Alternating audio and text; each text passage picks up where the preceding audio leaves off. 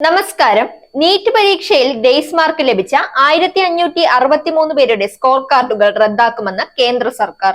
ഇവർക്ക് വീണ്ടും പരീക്ഷ എഴുതാൻ അവസരം നൽകുമെന്ന് സർക്കാർ സുപ്രീം കോടതിയെ അറിയിച്ചു. ജൂൺ 23-നാണ് പുനഃപരീക്ഷ. ജൂൺ 30-ന് പുനഃപരീക്ഷ ഫലങ്ങൾ പ്രസിദ്ധീകരിക്കും. കൗൺസിലിംഗ് പ്രക്രിയ തടസ്സങ്ങളില്ലാതെ തന്നെ നടക്കും. നീറ്റ് UG പരീക്ഷാ ഫലം പുറത്തു വന്നതോടെയാണ് ഗ്രേസ് മാർക്ക് വിവാദം ഉണ്ടായത്. ദേശീയ മെഡിക്കൽ പ്രവേശന പരീക്ഷയായ നീറ്റ് UGയിൽ 67 പേരാണ് ഒന്നാം റാങ്ക് കരസ്ഥമാക്കിയത്. ഇത്രയേറെ പേർ ഒന്നാം റാങ്ക് നേടുന്നത് ആദ്യമായാണ്. ഹരിയാനയിലെ ഒരു സെന്ററിൽ നിന്ന് മാത്രം 6 പേർക്ക് മുഴുവൻ മാർക്കും ലഭിച്ചതായി ആരോപണമുയർന്നിരുന്നു. 2020-ൽ 2 പേർക്കും 2021-ൽ 3 പേർക്കും 2023-ൽ 2 പേർക്കുമാണ് മുഴുവൻ മാർക്ക് ലഭിച്ചത്. 2022-ൽ 4 പേർ ഒന്നാം റാങ്ക് നേടിയെങ്കിലും 715 മാത്രമായിരുന്നു അവരുടെ സ്കോർ. ഇത്തവണ ഒന്നാം റാങ്കിൽ മാത്രമല്ല, താഴെയുള്ള മറ്റു റാങ്കുകളിലും സ്കോർ വളരെ ഉയർന്നതാണ്.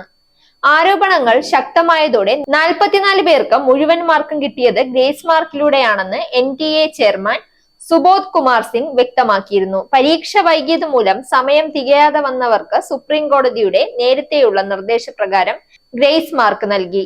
ഇതാണ് ഒന്നാം റാങ്കിന്റെ എണ്ണം കൂടാൻ കാരണം.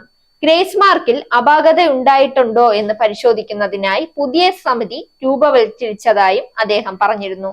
തുടർന്നാണ് വിവാദം കോടതി കയറിയത്. Zag news, Thiruvananthapuram. നേരിന്റെ വാർത്തകൾ നിങ്ങളുടെ വിരൽത്തുമ്പിലെത്താനായി സാഗ് ന്യൂസ് ചാനൽ സബ്സ്ക്രൈബ് ചെയ്തും ഷെയർ ചെയ്തും ഒരു ശരിയായ മാധ്യമ നിലപാടിനൊപ്പം നിൽക്കാൻ ഞങ്ങൾ നിങ്ങളെ ക്ഷണിക്കുന്നു.